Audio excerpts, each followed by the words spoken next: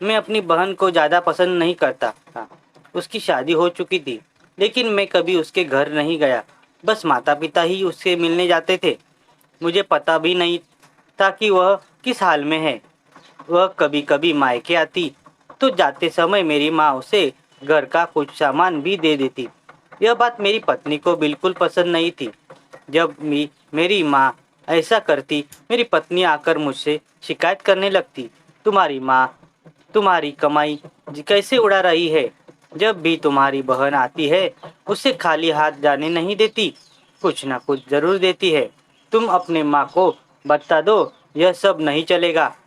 पत्नी की बातें सुनकर मुझे भी गुस्सा आ गया। मैं माँ के पास गया और कहा, माँ यह सब क्या है। जब भी बहन आती घर आती है, तुम कभी साबुन, कभी चावल का थैला, तो कभी दालों, सब कुछ उसे देती रहती हो। मेरी कमाई तुम ऐसे दूसरों में उड़ाओगी तो तुम्हें भी इस घर से निकाल दूंगा। बहन ने मेरी और माँ की बातें सुन ली। 1 घंटे के बाद बहन मेरे कमरे में आई और कहने लगी, भाई जरा रिक्शा तो ला दो, मुझे अपने घर जाना है। बहन की बात सुनकर मैं मन ही मन बहुत खुश हुआ, लेकिन दिखावे के लिए बहन से कहने लगा, थोड़े दिन और रुक जाती नहीं भैया, बच्चों की स्कूल की छुट्टियां खत्म हो गई है, अब मुझे इस घर जाना है। कल से उनकी स्कूल शुरू हो जाएगी। फिर वह चली गई।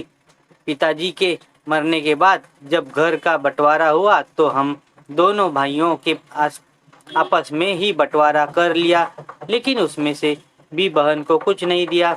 वह फिर भी खामोश रही, हमसे कोई शिकायत नहीं की। लेकिन हमारी माँ बहुत रोई और वो कहने लगी, बहन को भी कुछ दे दो। लेकिन हमने माँ की एक न सुनी और माँ को डरा धमका कर चुप कर दिया। अब बेचारी विधवा औरत, अगर हम उसे घर से निकालते वो तो कहा जाती, इसलिए चुप हो गई। भाई साहब ने अपना हिस्सा बेचकर शहर जाकर नया काम शुरू कर दिया और वही रहने लगे। हमने अपनी बहन के साथ जैसा व्यवहार किया था वही सजा तो हमें मिलनी ही थी। भाई साहब का कारोबार बर्बाद हो गया और वह मजदूरी करके अपना पेट पालने लगे। मेरे बेटे को भी टीबी हो गया, उसके इलाज में लाखों रुपए खर्च हो गए। जो भी मेरे पास था सब कुछ खत्म हो गया और मुझे कर्ज लेना पड़ा। हाल इतना बुरा हो गया कि खाने के लिए भी पैसे नहीं थे, घर में कुछ राशन नहीं था। मैं कमरे में अकेला बैठा सोच में गुम था कि मेरी बहन घर आ गई। उसे देखते ही मेरी पत्नी ने कहा, आ गई मनहूस। बहन को देखकर मैं भी गुस्सा हो गया, लेकिन अपने गुस्से को दबा लिया। वह मेरे बच्चे के पास आ गई, उसे देखा और फिर मेरे पास आकर बैठ गई। मेरे भाई, क्या तुम परेशान हो? यह कहते हुए उसने मेरे सर पर हाथ फेरा। बड़ी बहन हूँ तुम्हारी, तुम मेरी गोद में खेले हो। अब देखो, अपनी बहन से भी बड़े हो गए हो कि बहन को कुछ नहीं बताते, अपना दुख भी नहीं बांटते। यह कहते हुए उन्होंने अपने सोने के कंगन निकाले और मेरे हाथ में रख दिए। मेरे भाई, परेशान ना हो, यह कंगन बेच दे, अपने घर का राशन भर दो, अपने बच्चों का इलाज भी कर दो और पैसे की ज़रूरत हो तो बेझिझक कह देना अपनी बहन से, मैं तुझे इस हालत में नहीं देख सकती। और हाँ, जाकर नाई से अपनी दाढ़ी भी बना लेना, देख कितनी बढ़ गई है। मैं आश्चर्यचकित होकर बहन को देखे जा रहा था और वह कहने लगी, भाई इस कंगन के बारे में किसी से ना कहना, तुझे मेरी कसम है। मेरे माथे को चूम और कहने लगी, चल अब चलती हूँ, तेरे जीजा और जी और बच्चे आते ही होंगे, फिर मिलूंगी आऊंगी। मैं पहली बार उसे घर के बाहर तक छोड़ने आया, देखा तो पैरों की चप्पल भी टूटी हुई थी। उसने कपड़े भी तो वही पुराने पहने थे। मैं बस देखता ही रह गया।